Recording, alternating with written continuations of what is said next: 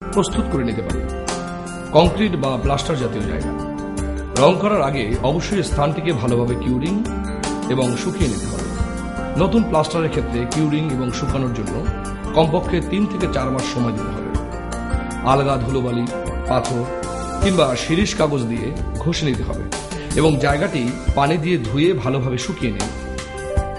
পরিষ্কার শুকনো কাপড় দিয়ে মুছে নিয়ে রং করুন। লোহা জাতীয় জায়গা রং করার স্থান অবশ্যই শুকনো হতে হবে।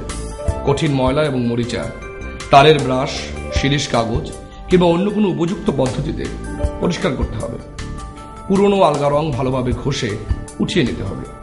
গ্রিজ বা তৈল জাতীয় পদার্থ, কেরোসিন বা থিনার দিয়ে পরিষ্কার করতে হবে।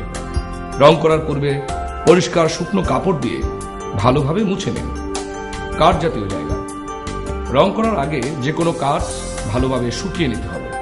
প্রথমে মোটা শিরিষ কাগজ দিয়ে ঘষে নিন এবং পরে পাতলা শিরিষ কাগজ দিয়ে ঘষে স্থানটি মসৃণ করে নিন। পরিষ্কার শুকনো কাপড় দিয়ে মুছে নিয়ে রং করুন।